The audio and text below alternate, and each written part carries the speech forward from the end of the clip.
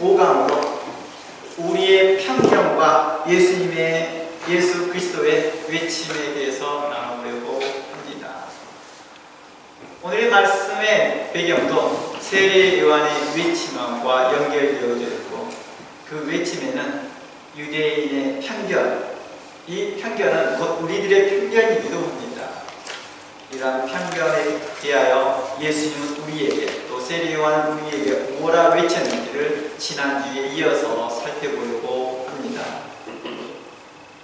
우리는 지난주에 유대로 개종했던 개종자에 대해서 살펴보면서 세례 요한의 외침을 들었습니다. 개종자, 게르 첼테크라 부릅니다. 의로운 개종자. 그들에게 있어서는 이방인들이 할례를 받고 또 침례를 받고 그 다음에 율법에 준수하겠다라는 서약을 받습니다. 이 세 가지 단계를 거치고 나면 이스라엘 백성과 유대인과 동일한 권리와 의무를 갖게 했습니다. 율법은 이들을 향하여서 본토인같이 유대인같이 사랑하라고 명령합니다. 유대인같이 너희 족속처럼, 너희 형제처럼 사랑하라고 권합니다.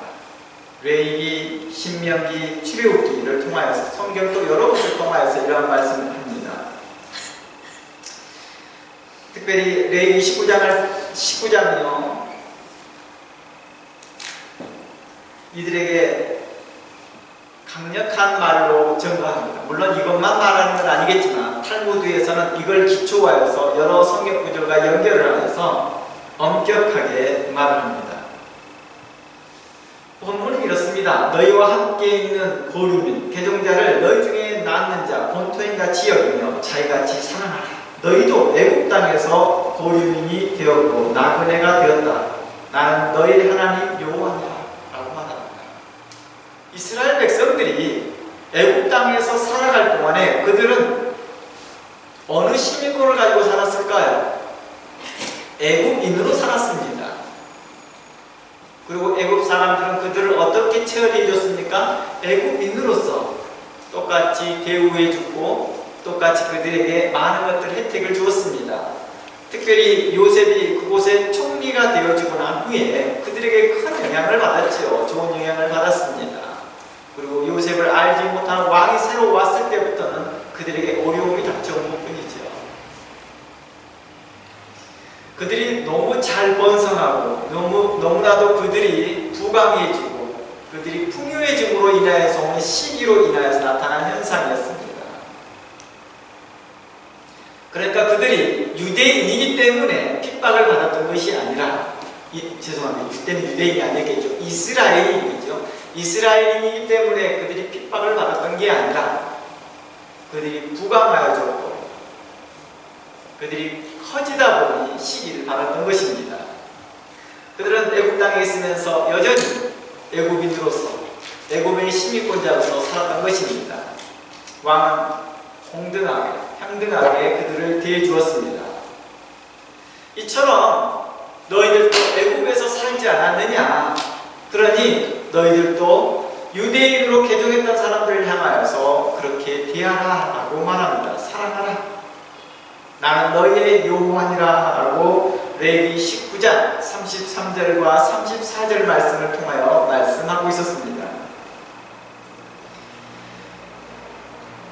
이러한 같은 말씀들은 신명기 10장 19절, 출애굽기 22장 21절 비슷한 내용을 계속 담고 있습니다. 이러한 내용들을 탈무드에서는 매우 엄격하게 다루면서 이렇게 말합니다. 언어적 학대를 금지합니다. 여기서 말하는 언어적 학대는 어떤 걸 말하냐면, 당신은 예전에 우상 숭배했던 사람 아니었느냐 라고 말하는 것. 즉 개종자에게 그런 말하는 것은 언어적 학대라고 말했습니다. 그래서 그들의 과거를 들추면서 수치심을 주는 그런 행위를 법적으로 엄격히 금했다는 것입니다. 실질적으로 개종했다고 해서 그 삶이, 그 라이프가 100% 바뀌는 건 아니잖아요.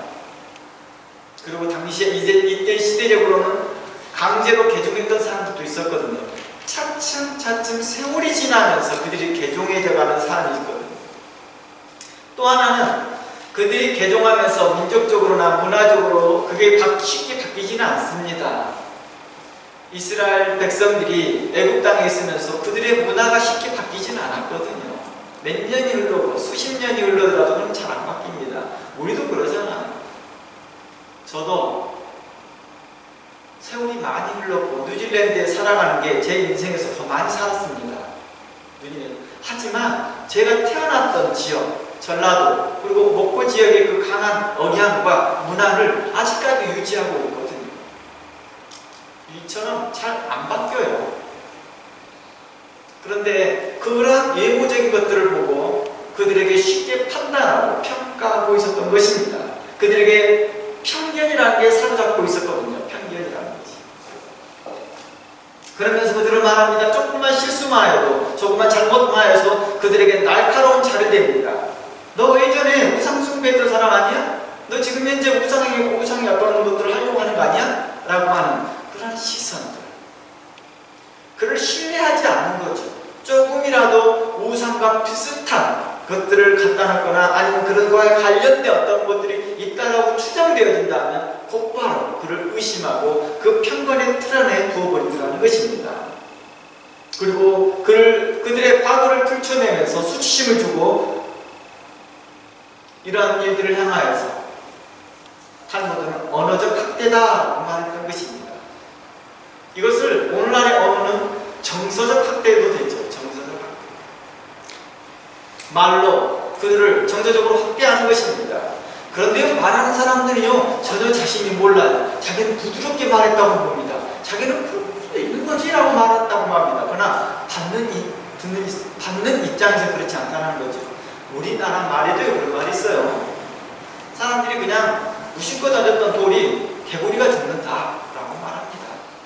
그냥 가볍게 던졌던 돌이고 가볍게 말했던 말인데도 개미가 죽기도 하고 개구리가 죽는다는 것입니다. 이처럼 소외된 계층, 약자들에게는 그것이 큰 의미로 다가오기 때문이죠. 그러니 이러한 것들을 함부로 하지 말라라고 했던 것이죠.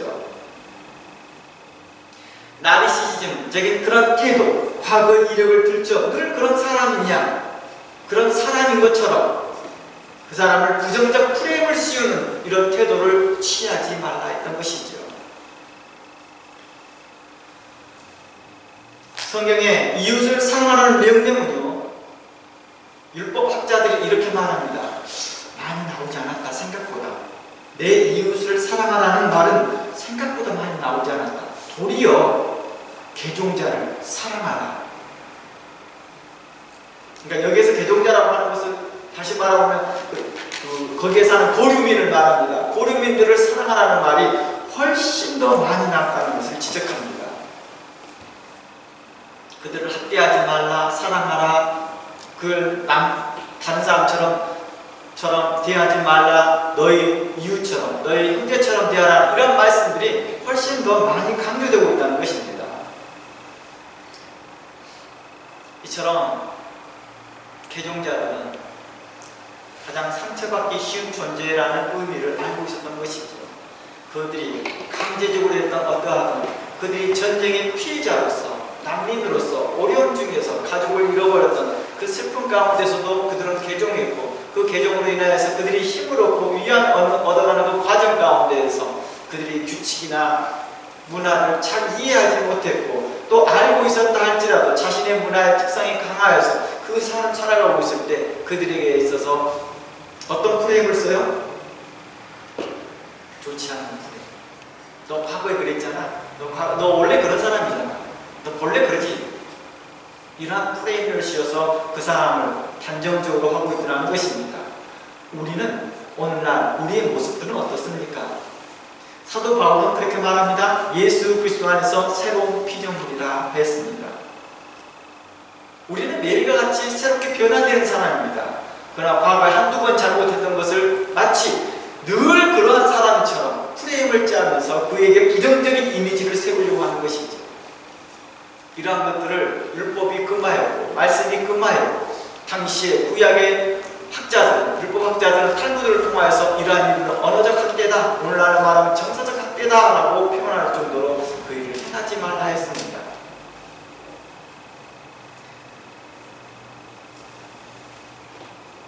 오늘날에도요, 이 관점에서 일단 정식으로 개종이 됐다 하면 그들의 후손들에 대해서는 유대인이요, 한 형제다라고 말하고 있습니다. 여전히 그 과거에 탈무드의 그 율법의 해석이 오늘날까지 그대로 이해되고 있다는 것입니다.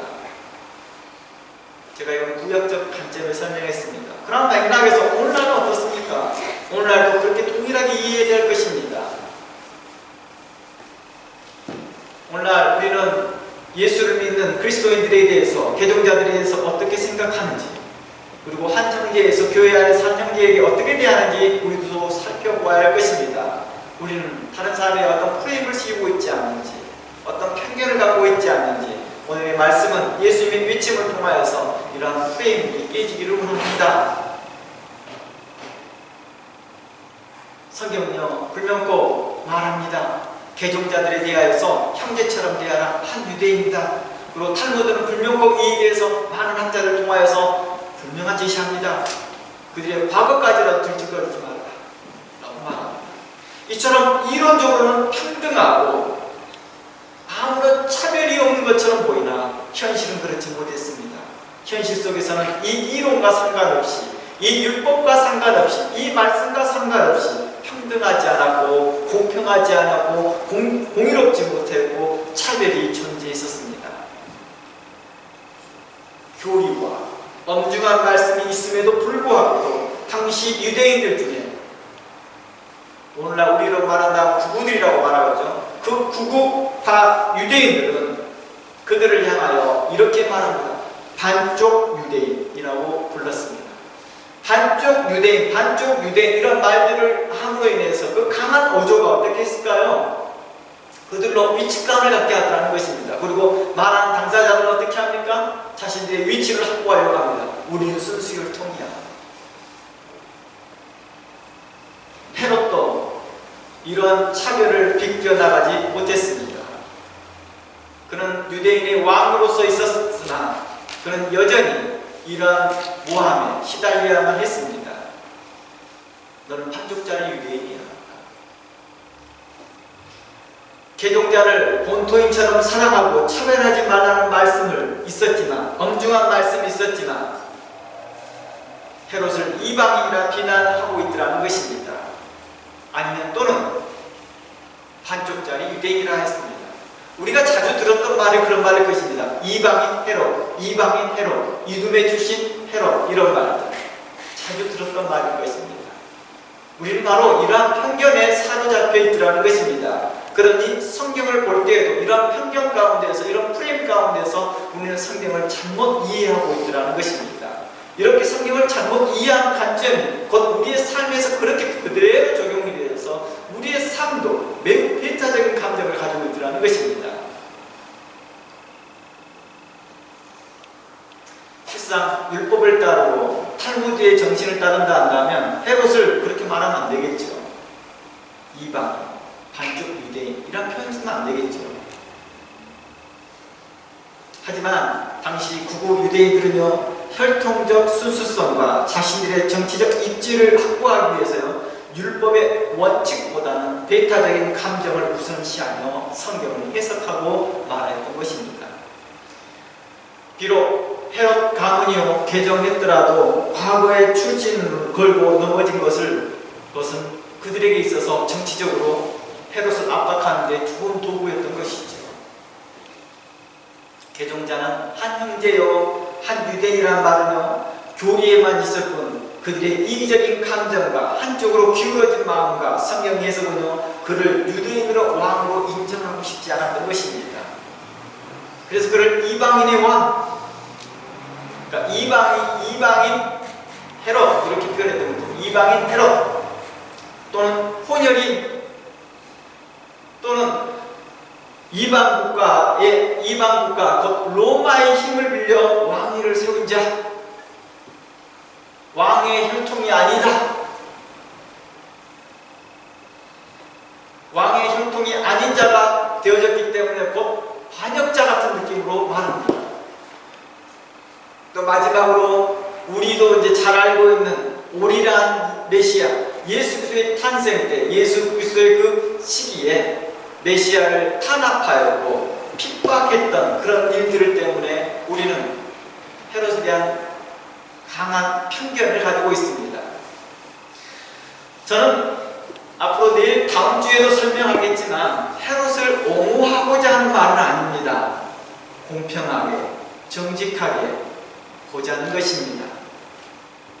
기울어진 운동장에서 헤롯을 보지 말고 공평하고 반듯한 운동장에서 헤롯을 살펴보면서 역사적으로 헤롯을 평가하면서 어찌하여 헤롯이 그렇게 악한 왕으로 평가되고 있었는지를 살펴봐야 할 것입니다. 하나님의 기준과 하나님의 선하신 그 기준 안에서 우리는 하나님의 거룩한 가치관을 갖고 살아갈 것입니다. 물론 당시에 헤롯을 지지하는 사람들이 훨씬 많았습니다. 헤롯에 대해 비난하는 사람들보다 헤롯을 지지하는 사람들이 훨씬 많았습니다. 전 세계적으로 그러지만 북부 쪽에 있는 사람들이 소수가 적지 그렇잖아요. 그런 사람들이 입김이 너무 세니까 그 말들이 너무나도 그 다른 사람들에게 그 영향력을 심하게 주니까 이게 문제가 되는 것이지 실적으로 지지하는 사람들이 많았습니다. 그 대표적으로 제가 이것은 이제 다음 주나 아니면 이번 주에도 오늘도 시간이 되면 설명하겠지만 미리암이라는 사람이 있습니다. 이 사람은 하스몬 왕조의 딸입니다. 공주입니다. 왕가의 그 제사장 딸이죠. 그 딸과 결혼하게 됩니다. 헤롯은요. 그리고 그 함께하였던 미리암 편에 서 있던 그 하스몬족 왕조가 헤롯을 지지합니다. 그리고 이와 함께 있었던 사두개인들이 그들을 지지합니다. 헤롯이 뭘 지었어요? 성전을 재건합니다. 사두개인들은 제사장들 그룹들입니다. 그러니 당연히 헤롯을 좋아하죠. 그리고 헤롯 당입니다. 헤롯 당 있는 사람들은 정치적 기반을 가지고 유대인의 귀족들입니다. 유대인의 귀족들이나 다른 이념들이 같은 색깔이 같은 이런 사람들이 헤롯을 지지하는 것입니다. 유대의 또 지도자들 중에서도 이전에 하스몬 왕조에 대한 불만이 있던 사람들은 헤롯을 지지하게 되었던 것이죠. 그리고 자신의 그 정치적 생명과 가문을 유지하기 위해서라도 정치적인 목적으로 헤롯을 지지하기도 했던 것입니다. 여하튼 헤롯이 유대 왕으로서 30년 동안 통치를 하거든요. 그런 긴 세월 동안 왕자를 지킬 수 있었던 것은요, 단순히 정치적 외교수만이 아니었습니다. 로마의 힘만 의지해서 된 것이 아니었습니다. 그는 분명 그의 조상 때부터 유대인으로 살았습니다. 할아버지 때부터요. 그리고 아버지도 그러면 유대인이 되겠죠. 그리고 그의 아들도 헤롯도 어디에서요? 당연히 유대인이죠. 유대교로 따랐던 사람이라는 것입니다. 하스몬족 왕조는요, 선하고 헤롯 왕조는 부정하다라는 편견은 우리의 좁은 시선 때문입니다. 유대의 왕조는 선하고 헤롯의 왕조는 부정하다. 하스몬의 왕조는 선하고 헤롯의 왕조는 부정하다는 이런 편견은 우리의 좁은 시선이고 우리의 편견 때문이라는 것입니다. 유대와 이스라엘의 역대 왕조를 살펴보아도 또한 하스몬의 왕조를 살펴보아도 하스몬의 왕조들 중에서 의로운 일을 행한 자가 있는가?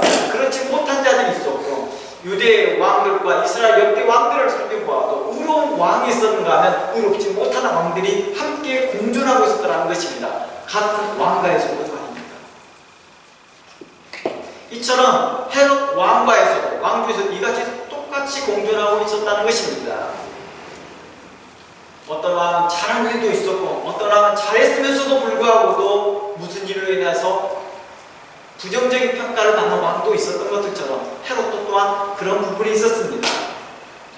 다른 사람들에게는 높은 수준의 도덕과 윤리와 가치 기준으로 평가하면서 그들을 평가하면서 정작 자기 자신은 느슨한 자를 대하고 있더라는 것입니다. 이는 공평하지 못한 것이고 의롭지 못한 것이죠.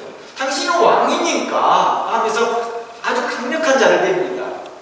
당신은 이방인 출신으로서 왕이 됐잖아. 이런 걸 대면서 잘 됩니다. 그리고 같은 유대인이 왕이 되는 느슨한 자를 댑니다. 이런 편견들이 오늘날 우리가 역사를 많이 왜곡하고 있더라는 것입니다. 그리고 사실들을 왜곡하고 있고 그러한 편협적인 나르시즘적인 그런 말들에 우리는 자주 흔들리고 있더라는 것입니다. 귀가 가볍다라는 사람들은 어떤 사람들이에요? 바로 그런 기준점이 약한 거죠. 성경적 기준점이 약한 것이죠. 우리의 말들이 함부로 나오는 것도 또한 우리가 생각들이 함부로 나오는 이유도 우리의 기준점이 약해서 그런 것입니다. 하나님의 말씀에 굳게 섰을 때 우리의 귀와 우리의 말은 굳건해질 것입니다. 의롭게 될 것입니다. 성경에 등장하는 왕들 중에서도요, 헤롯 대왕처럼 자국의 정통적 계승이 아니라 서열이나 지지 기반보다는, 그러니까 왕이니까 왕의 그 왕족으로서에서 왕이 나온 것이 아니라 그 기반으로 우리 그러죠. 국민의 그 영혼, 국민들의 그 응원에 의해서 왕이 나오는 것이 아니라 외부 세력에 의해서 왕이 된 역대 왕들이 꽤 많습니다. 이 성경 역사에서 특별히 이스라엘을 지배했던 이집트, 시리아, 바벨론, 로마의 군사력으로 정치적으로 결정되어져서 왕이 오른 사람이 사례가 꽤 있다는 것입니다. 유다 왕국 말기에요. 그러니까 지금 유다가 지금 바벨론으로 잡히기 전입니다. 그때 유다의 왕이 나오는데요, 요시아 왕이 있습니다. 그리고 그 왕이 죽은 후에 백성들은 요아스를 왕으로 세웁니다. 후계자를 바로 세웁니다. 아들이겠죠. 하지만 당시 지역 패권을 지배했던 이집트가 간섭하기 시작합니다. 애굽이 이를 개입합니다. 왕을 정하는데 외국에서 정할 주는 거예요. 그리고 이집트 파라오는요, 요아스를 폐위시켜버립니다. 넌 왕이 안 돼. 왕감이 안 돼. 지워버립니다. 왜요? 정치적으로 안 맞는 거예요, 성향이. 그 대신 그의 형제인 엘리야킴을 왕으로 세웁니다. 어때요? 엘리야킴은 전혀 기반이 없는데, 우리도 그러잖아요. 우리나라에 왕들이 있어 보면 왕자들이 많이 있다 할지라도 적통은 한 명은 이제 세자는 딱 정해져 있잖아요. 이 사람만 왕이 돼야 되잖아요. 당연. 그거는 기반이 없는 사람들이에요. 근데 전혀 기반을 잊지 않았던 엘리야킴을 왕으로 세웁니다. 그때 이름도 바꿔버려요. 애굽의 입장에서요. 요아킴. 강제로 계명을 당합니다. 애굽에 의해서요. 그리고 애굽의 꼭두각시 역할을 합니다. 어때요? 애굽의 꼭두각시 역할을 했던 그 요아기를 우리는 왕으로 말하잖아요. 우리는 정정이라 됩니다. 헤롯은 로마의 꼭두각시야. 그러니까 우리 그를 왕으로 인정하지 않아. 이런 말이 안 맞다는 거예요. 공평하지 못하다는 것입니다. 또 바빌로니아에 의해 세워진 유다의 마지막 시드기야도 그렇습니다. 바벨론에 의해 세워집니다. 바벨론이 유다를 3차의 공격을 하잖아요. 3차의 공격을 하는데 1차에 바벨론이 유다가 망합니다. 그리고 나서 새로운 왕을 세웁니다.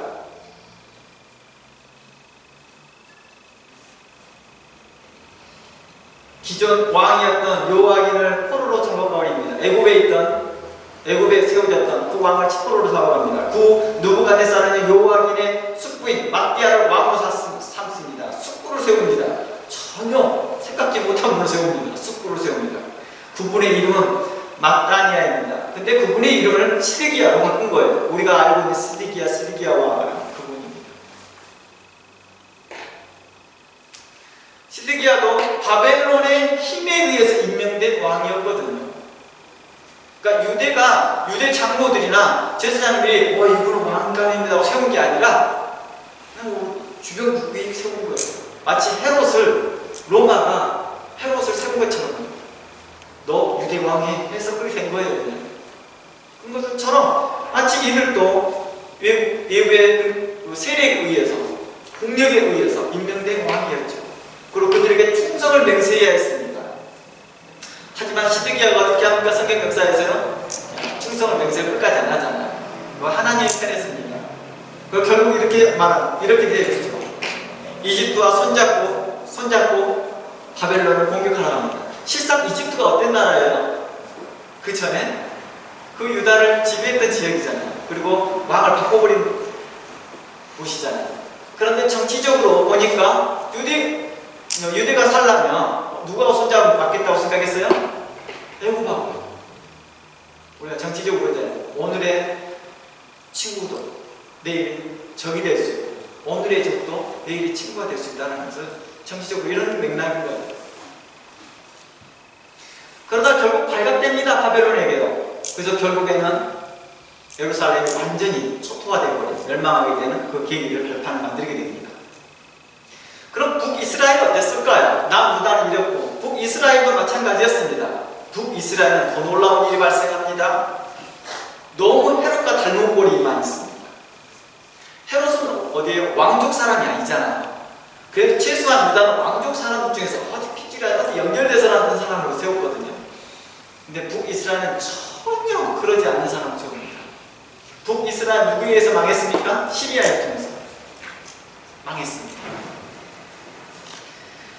북이스라엘 마지막 왕 호세아에 대해서 이야기를 봅니다. 호세아 선지자 아닙니다. 이 사람 다른 사람입니다. 왕을 말합니다. 호세아는요, 기존의 북이스라엘 왕인 베가 왕을 반역하고 죽입니다. 그리고 왕이 됩니다. 이건 완전히 헤롯에 비하면 더 이렇게 뭐합니까? 그 전투적인 사람이죠. 그러니까 헤롯은 참 양반이라고 여기 보면 양반이에요. 이 사람은 자신의 왕을 죽이고 자신이 왕이 된 겁니다. 쿠데타를 일으킨 거죠. 헤롯은 그래도 쿠데타를 일으키지 않았거든요. 이건 쿠데타를 일으킨 거예요. 그리고 그가 왕이 됩니다. 누구에 의해서요? 아수르의 힘을 입어서요. 아마 오늘날은 매국노 같은 사람이었겠죠. 그래서요, 아수르는 이렇게 기록합니다. 우리가 호세아를 왕으로 세웠다라고 기록하고 있습니다. 호세아는 왕족이거나 귀족이거나 그런 것도 아니었습니다. 그냥 일반인이었습니다. 일반 신분이었습니다. 그러나 쿠데타를 통해서 왕위를 찬탈한 인물로 기록되고 있습니다. 근데 우리는 그를 왕이라고 하잖아요. 아무도 그를 비난하지 않습니다. 근데 제 말은, 이 말의 의미는 헤롯하고 비교해서 그렇게 담겨 있습니다.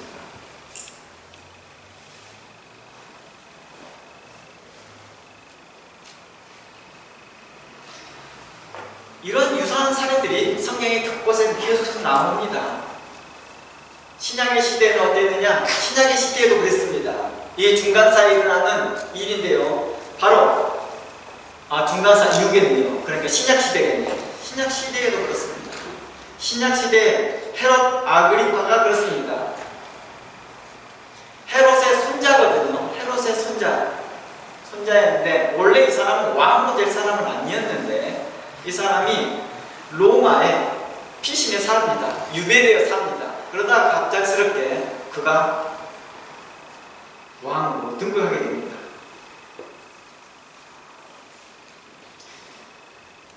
그러면 유대, 이스라엘이나 역대 왕들 중에서 혼혈이면 어떨까? 혼혈된 왕도 꽤 있습니다. 대표적으로 솔로몬이 그렇잖아요. 솔로몬은 누구의 사이입니까? 다윗과 밧세바 사이에 태어난 사람입니다. 밧세바는 혈통적으로 어떻습니까? 햇사람입니다.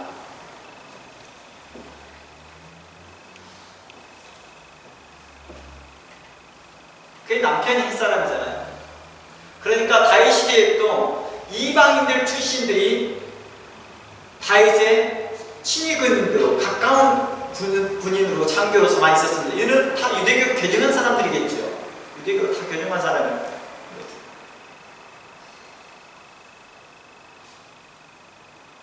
르호보암도 마찬가지입니다. 솔로몬의 아들인데요. 그의 솔로몬이 자신의 부인 중에 한 명이 암몬 여인을 선택합니다. 그리고 그 암몬 여인을 통하여서 나온 여인 왕이 르호보암이죠.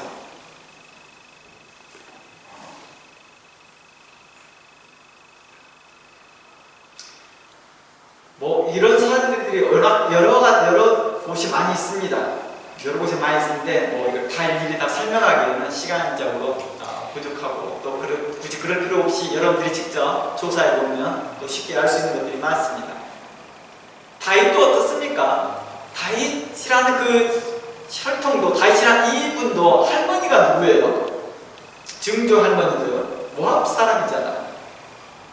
룻기서를 읽어보면 그 룻기서의 그 배경이 그 다윗 왕의 혈통이 나온 배경이 되잖아요. 룻이라는 사람이 모압 사람이잖아요. 그걸 통해서 나온 사람이 바로 이세 그리고 다윗이 나오는 것입니다. 즉 족보상으로 보면 이스라엘 왕은 초기 때부터 이방 혈통이 섞여 있었던 것입니다. 성경적 맥락에서 의로운 왕, 합당한 왕은 어떤 맥락에서 바라봅니까? 혈통으로 평가가 되지 않았다는 것입니다. 혈통으로 평가되는 것이 아니라 민족적 혈통, 어느 순수한 유대인이냐 아니냐 이런 것이 아니었습니다. 바로 그 왕이 하나님께 대한 여호와의 신앙을 지켰느냐 아니면 이방의 영향으로 우상을 숭배했느냐에 대해 더 큰 비중을 따르고 있다는 것입니다. 이방 여인과 결혼을 했어요. 그런데 그 이 여인의 영향을 받아서 우상을 숭배했느냐 아니면 남편을 이방 사람을 만났는데 그 남편의 영향을 받아서 자기는 이방의 영향을 미쳤느냐 이런 것이죠. 우리도 그리스도인도 그러잖아요. 그리스도인들도 할 수만 있으면 결혼을 그리스도인들과 해라. 왜 그래요? 가능성에 대해서 이야기하죠. 이방의 영향을 받을까봐, 세상에 풍조를 넣을까봐. 근데 지금은 어때요? 꼭 그렇게 결혼을 안 하더라도 성도들 사이에서 자체적으로 세상의 풍조에 빠져가고 있으니까 그런 말들이 큰 의미가 없어지고 있다는 거예요. 그냥 이제는 막 어떻습니까? 하나의 구실을 삼기 위해서 그렇게 되는 것이죠. 자신 안에 믿음이 있고 의로운 마음이 있다 한다면 그 사람이 이방인이든 그가 예수를 믿든 안 믿든 그가 믿는 그 믿음을 가지고 그에게 있어서 계속해서 설득하고 작업할 수 있는 그런 마음들, 그리고 그 연애하는 과정 가운데서도 결혼하기 직전에 연애하는 과정에서도 충분히 설득시킬 수 있거든요. 그게도 설득이 안 된다면 결혼 안 하는 게 맞겠죠. 근데 설득이 안 되는데도 내가 이걸 결혼해야 됩니까? 말해야 됩니까? 이렇게 고민하고 있다 한다면 이는 하나님을 사랑하기보다 어떤 상황에 자신이 세상 풍조에 있다는 걸 스스로 증명하고 있는 거잖아요. 아무튼 다시 초점에 들어가봅니다. 헤롯에 대한 차별은 어떻습니까? 개종자를 학대하지 말라. 자기같이 사랑하는 율법의 정신에서 실제로 그러지 못하고 있는 그 유대인들을 향하여 말하고 있는 것입니다. 이런 이기주의 안에서 나오는 가시와 엉겅퀴가 나오는 것을 성경은 지적하고 있는 것입니다. 이런 가시와 엉겅퀴 같은 이런 말들, 이런 생각들, 이런 가치관들, 이런 태도들은 하나님이 기뻐하지 않더라는 것입니다. 너희들이 자주 순수혈통 하는데 나는 너를 기뻐하지 않노라 라고 하더라는 것입니다. 신약성경 누가복음 10장 한번 확인해 보시기 바랍니다. 누가복음 10장 25절에서 37절 내용입니다. 이 긴 내용에서 여러분들이 잘 알고 있는 선한 사마리아 비유에 대한 내용이 나옵니다. 선한 사마리아 비유를 통해서 예수님은 이렇게 말합니다. 핵심적인 내용을 말합니다. 내가 무엇을 해야 영생을 할까 할 때 한 율법사가 질문할 때 예수님의 대답은 이렇게 말합니다. 네, 먼저 내 하나님을 마음을 다하고 성품을 다하여 힘을 다하여 더 사랑하라. 둘째, 내 이웃을 내 몸과 같이 사랑하라 하는 것입니다. 물론 이 대답을 먼저 예수님이 하신 게 아니라 율법사가 합니다. 왜냐하면 율법사가 이렇게 대묻거든요. 율법사가 이렇게 물어봅니다. 영생을 하려면 뭘 해야 됩니까? 라고 했자 율법사에게 예수님이 이렇게 말합니다. 성경에 뭐라 기록되어 있던 그래서 율법사는 거침없이 율법의 핵심을 요약해서 말합니다. 내 마음을 다하고 힘을 다하고 목숨을 다하여 주 너의 하나님을 사랑하고 또한 내 이웃을 내 자신과 같이 사랑하라는 것입니다. 이런 성경을 교리적으로 잘 말해준 것입니다. 탈무드에 나와 있는 내용을 잘 말해준 것입니다. 그 율법사는 뭐예요? 성경의 전통한 사람이겠죠. 교사이겠죠. 교수가 되고 목사 같은 사람이겠죠.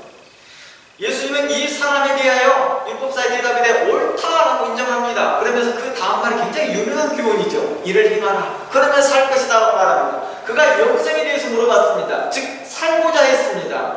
그럼 살려고 한다면 네가 이걸 행하라고 말합니다. 이에 대한 맥락은 뭐예요? 그러지 못하고 있다는 것입니다. 행하지 못하고 있다는 것입니다. 머리로는 아는 지식은 있으나 실천을 못하고 있다는 것을 이야기하고 있는 것입니다.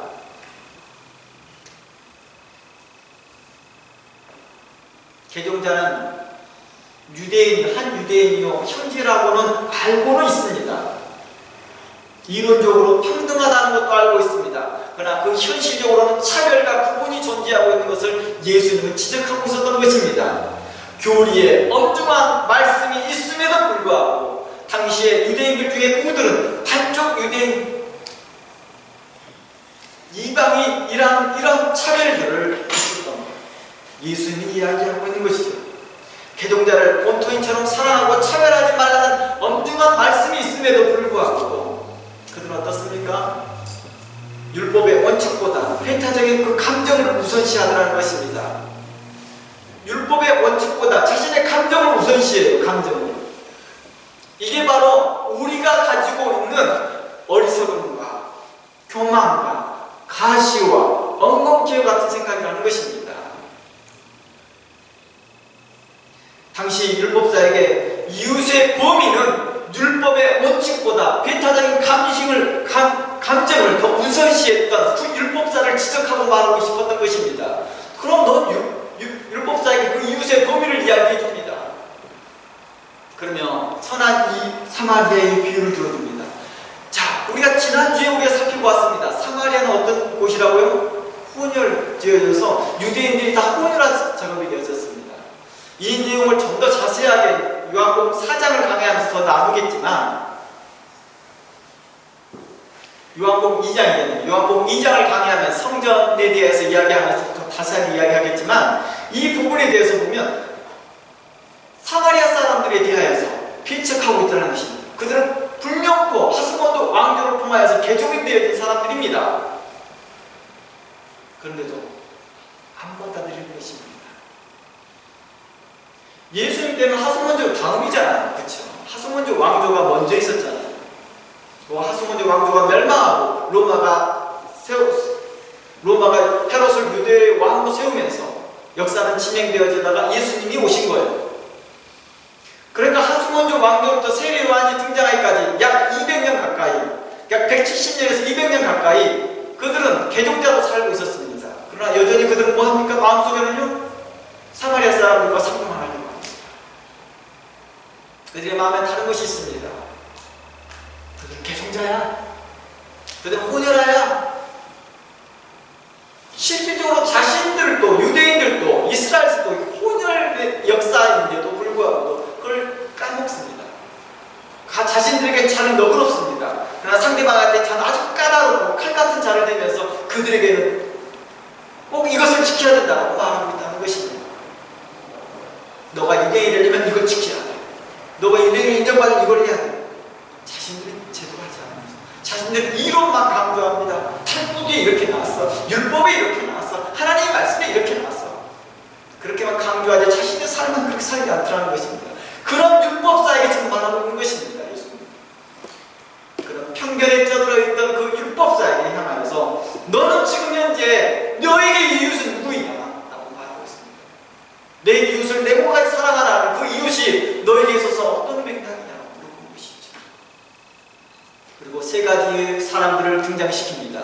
제사장, 레위인. 제사장과 레위인은 같은 계열입니다. 그렇죠? 제사장이 레위 계파에서 나오니까요. 레위 지파에서 나오니까. 그리고 사마리아인이 등장합니다. 제사장과 레위인은 어떤 마음을 가지고 있는 사람들 이야기예요? 편견에 찌들어 있는 사람들, 그렇게 가르치고 있는 사람들, 그렇게 선동하고 있는 사람들, 대표적인 사람들에게 말하고 있었던 것입니다. 내 이웃이 누구이냐 하고 마지막 사람을 통하여서 사마리아인이 선한 일을 행하고 있었습니다. 그때 율법사가 이렇게 말합니다. 예수님의 질문이 이거였군요. 누가 이웃의 참된 이웃이냐라고 물어봅니다. 그때 율법사의 대답이 정말 놀랍습니다. 이렇게 말합니다. 자비를 베푸는 자입니다. 왜 그는 사마리아인이다라고 말하지 않을까요? 편견에 찌들어 있던 그에게 있어서 그 말을 입 밖에 내놓고 저도 부정하게 생각하고 있었던 것입니다. 예수께서 이렇게 말합니다. 가서 너도 이와 같이 하라. 하지 못하고 있죠. 못하지요. 못해. 이러한 편견에 찌들어 있던 그들에게 있어서 예수님은 말하고 있는 것입니다. 내 몸같이 살아. 너희들이 과거에 애굽에 있었을 때, 너희 조상들이 애굽에 있었을 때에 애굽 사람들이 너희들에게 대해주었던 것을 기억해봐. 너희 훨씬 그때 당시에 굶어 죽을 뻔했었잖아. 근데 너희들에게 좋은 땅을 제공하고 너희들을 보호하고 너희들에게 있었던 그런 일들, 시민권을 주고 거기서 자유권을 주었는데 너희들은 어떡하냐?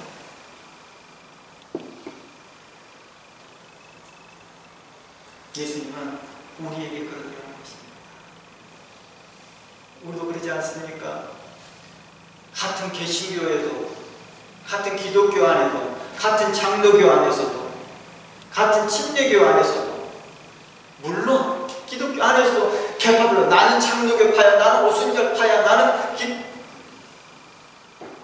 이런저런 파를 이야기하면서 자신이 어느 소속이라는 걸 자랑하고 거기에 대해서 다른 쪽에 있는 사람을 함께 사랑하는 범위를 좁혀가지 않다는 것입니다. 심지어 같은 장로교 안에서 나는 어느 쪽 개척이 어느 쪽 개척이 하면서 서로 그 일을 통하여서 누구는 담임 목사 세우는데 어떤 자격 조건을 세워야 된다. 우리는 그런 것들을 많이 하고 있지 않나요? 사람들을 외모로 평가하고 있지 않나요? 그래서 우리는 거룩하다, 우리는 순수한 혈통이야, 우리는 정통이야 라고 말하고 있지 않습니까? 잃어버리고 공평한 것을 잃어버리고 편견에 찌들어서 살고 있더라는 것입니다. 율법사는 자신이 선택한 이웃만 선택합니다. 하지만 예수님은 이웃을 정의하는 경계선, 민족, 종교, 신분을 허물고 있더라는 것입니다.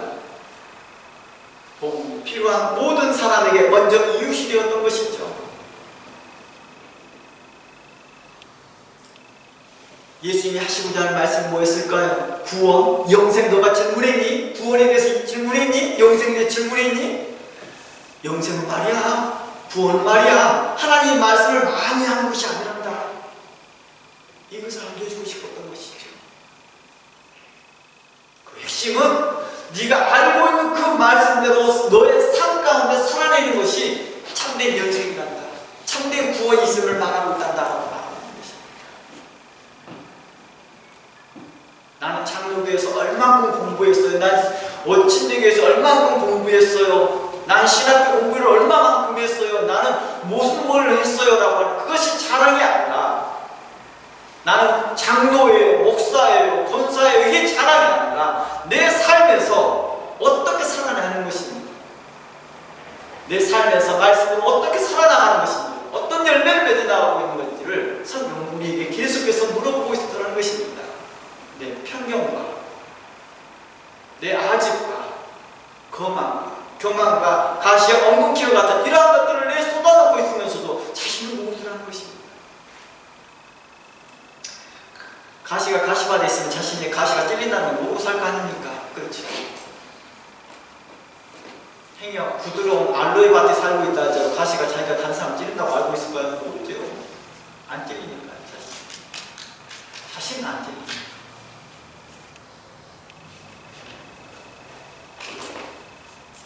그들이 반쪽짜리 유대인이라 멸시했던 이두메인들, 그러니까 지금 누구의 사람들이죠? 헤롯 가문의 사람들, 헤롯 조상들의 사람들. 그들은 어땠을까요? 유대 사회에서 어떻게 살았을까요? 유대의 전쟁사를 보면은요, 그들이 어마어마한 일들을 해요.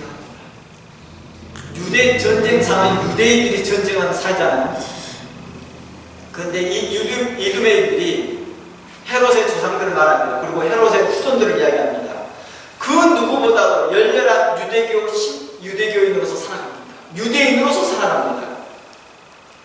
로마가요, 이제 예루살렘이 70년대에 이게 허물어지잖아요. 그 허물어지기 66년대에 어떤 일이 있었냐면 마지막 한계를 벌입니다. 우리가 마지막으로 이 예루살렘을 로마가 와서 침공하는데 이때요, 이 이두메인들이요, 이 예루살렘이 허물어지지 않도록 자신들이, 군인들이 2만 명이 동시에 출전합니다. 그리고 로마 군대에 가장 용감히 맞서서 싸웠다라고 요세푸스는 기록하고 있습니다.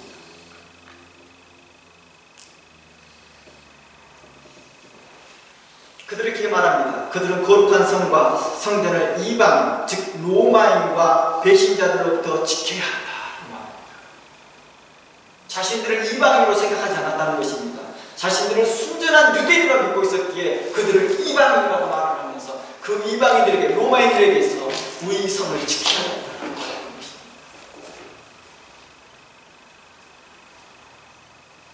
그들은 성전을 위해서 목숨을 내걸었습니다.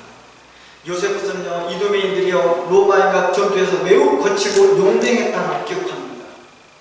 그들은 성전이 함락되는 마지막 순간까지도 로마군의 끝까지 저항했다라고 표현합니다. 전멸에 가까운 죽음이 있었는데도 그들 끝까지 항전했대요. 그러면 이두메인 사람들만 했을까요? 아니었습니다. 갈릴리 사람들, 사마리아 사람도 동시에 그들은 함께 일어나 움직였습니다.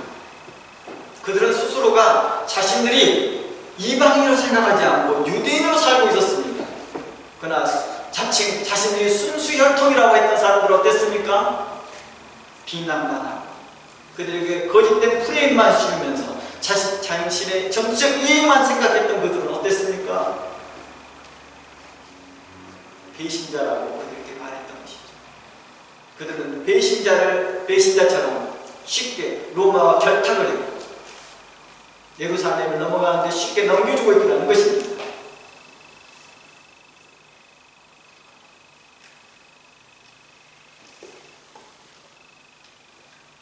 마사다 전쟁이라고 아시죠? 항전, 마사다 항전이라고. 이제 예루살렘이 70년 때 완전히 망가지고 났을 때 끝까지 강경하게 싸웠던 사람들이 바로 이두메 사람들이었습니다. 열심당원과 함께 마세다 요새로 모입니다. 이때 대거 이두메 출신의 군사들이 함께 참여합니다. 그러면 이렇게 말합니다. 하나님 외에는 누구도 우리의 주인이 될 수 없다라는 그 구호 아래서 그들이 하나로 연합합니다. 그리고 그들이 모두 다 로마의 칼 앞에 다 죽습니다. 200년 전에는요, 그들이 하스몬 왕조의 칼 앞에 엎드려 강제로 개종당했다 한다면요, 이제는 그들은 스스로 하나님의 신앙을 지키기 위해, 성전을 지키기 위해 스스로 칼 위에 자신의 몸을 던졌던 것입니다. 그런데 우리는 어느 때까지 이두메인을 향하여서 그들을 이방인, 그런 편견 가운데 있겠냐는 거예요. 그리고 유대가 완전히 멸망할 때 그 이두메 사람들은 전국으로 흩어지면서 현재 유대인의 한 핏줄이 되어 있다는 것입니다.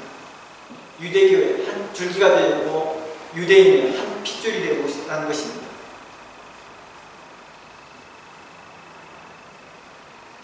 야고보서 3장 한번 가봅니다. 야고보서 3장 14절 말씀에 이러한 말씀이 있습니다. 그러나 너희 마음속에 독한 시기와 다툼이 있으면 자랑하지 말라. 진리를 거스려 거짓말하지 말라.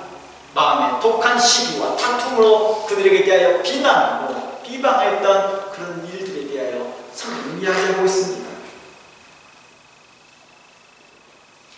15절 이러한 지혜는 이로부터 난 것이 아니요 땅으로 난 것이요 정력적이요 귀신의 것이니 시기와 다툼이 있는 곳에 혼란과 모든 악한 일이 있습니다. 17절 오직 이로부터 난 지혜는 성결하고 다음에는 화평하고 관용과 양순과 긍휼과 선한 열매가 가득하고 편견과 거짓이 없나니 화평하게 한 자들은 화평으로 심어 의의 열매를 거두리라.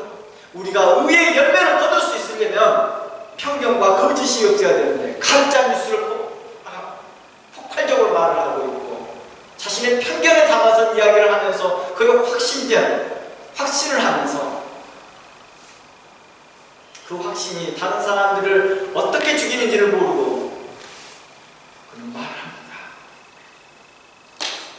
바로 당시의 유대인들과 제사장들과 그런 편견을 가지고 있는 쩌들었던 유대인들을 향하여서 예수님은 그 선한 사마리아의 교훈을 통하여서 말씀하고 있었던 것입니다. 너희들이 정말로 내 이웃을 내 몸같이 사랑하느냐? 너희 개종자들에 대해서 그렇게 안 하잖아. 히브리서 6장 7절 말씀에 이렇게 말합니다. 땅이 그 위에 자주 내리는 비를 흡수하여 밭가는 자들이 쓰기에 합당한 채소를 내면 하나님께 복을 받고 만일 가시와 엉겅퀴를 내면 버림을 당하고 저주함에 가까워 그 마지막은 불사름이 되리라고 히브리서 6장 7절 8절은 이야기합니다. 하나님의 말씀을 받고 하나님의 말씀을 듣지만 그 말씀을 지식으로 남고 내 삶 가운데서 그 말씀이 살아나지 못하고 있고 열매 맺지 못하고 있고 도리어 가시와 엉겅퀴를 내고 있다면 편견과 시기와 거짓과 공격적인 그런 말들로 인하여서 나르시즘적인 그런 말들로 인하여서 하고 있다면 그 마지막은 불사름이라 했습니다. 세례 요한은 이렇게 말합니다. 주의 길을 평탄케 하라. 회개하라. 천국이 가까이 왔다. 주께서 오실 때에 알곡과 쭉정이를 나눌 것이며 가라지는 불에 사를 것이다 하였습니다. 이 가라지를 불에 사를 것이다 하였던 이 가라지는 바로 가시와 엉겅퀴와 같은 자들이겠죠. 세례 요한은 바로 이러한 자들을 향하여 회개에 합당한 열매를 내기가 요청했던 것입니다. 성경은 좀 전에 우리가 살펴보았던 야고보서의 말씀처럼 성경은 사람을 외모로 판단하는 것은 죄라고 말하고 있었던 것입니다. 사람을 외모로 판단한다는 말이 무슨 뜻일까요? 그의 배경을 보고 판단하지 말라는 것입니다. 외적인 배경을 보고 판단하지 말라는 것입니다.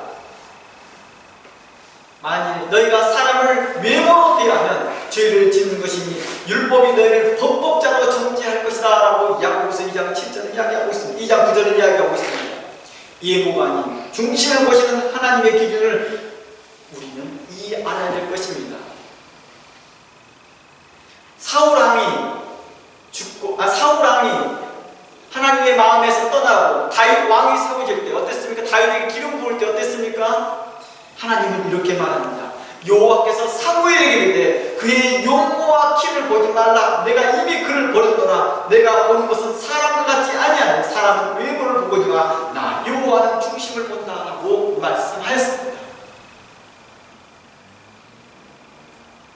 사울왕은 통하여서 이스라엘의 역사를 이어갈 것이 아니라 사울왕을 끝내놓으시고 전혀 왕가의 혈통과 전혀 상관이 없던 다윗을 들어서 왕으로 세우신 하나님이 했습니다. 우리가 지난주에 보았던 것처럼 이 돌들로도 아브라함의 후손이 되겠다는 같이 당시에 다윗은 많은 형제들 중에서 광야에서 마치 돌과 같은 존재였고 이름 없는 존재였고 별로 알아지지 않은 사람이었으나 양치기 소년처럼 보였으나 하나님은 그를 세워서 이스라엘의 왕으로 세우시기라는 것입니다. 어떻게 해서 왜요? 사울 왕이 하나님의 마음에서 떠났기 때문입니다. 성경에서 말하는 외모는 단순한 모습을 가지고 있는 보여지는 것이 아니라 보이지 않은 것을 모든 걸 다 포함하고 있었던 것입니다. 여러 가지 조건들을 지위나 학벌이나 가문이나 인종이나 출신이나 보여지는 이 모든 성분까지 포함하여서 성경은 우리에게 말합니다. 사람을 외모로 평가하지 말라.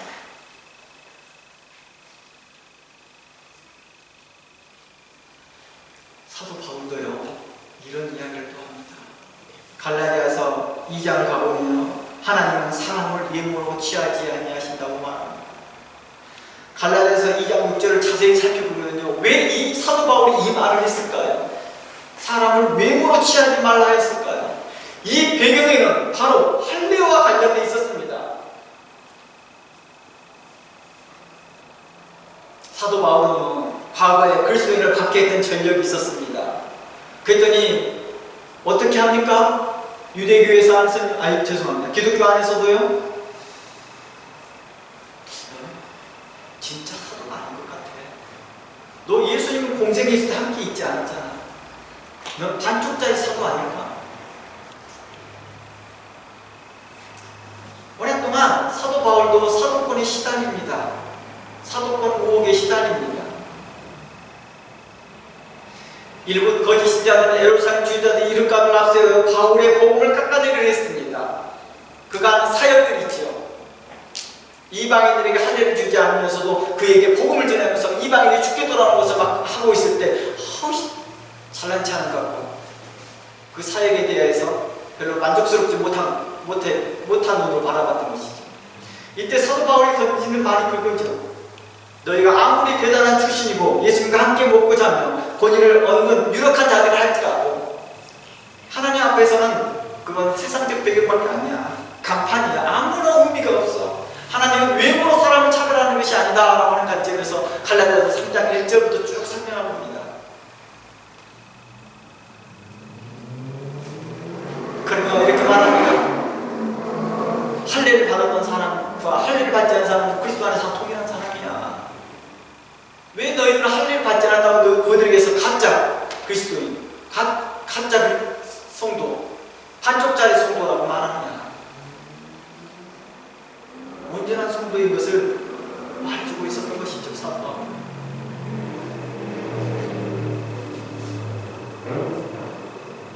혈통과 신분이 아닌 예수 그리스도를 믿는 믿음으로 말미암아서 우리가 믿음의 자손, 아브라함의 자손이 되는 걸 우리는 알 수 있습니다. 오늘의 찬양처럼 믿음으로 말미암아 되어진 것입니다.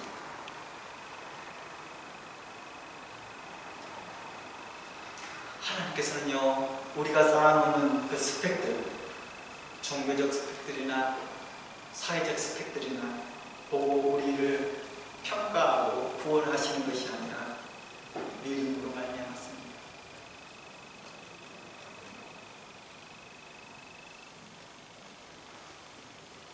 만약 하나님이 사람을 외모로 취하는 분이라면요 구원은 인간의 자격 시험대가 되겠죠.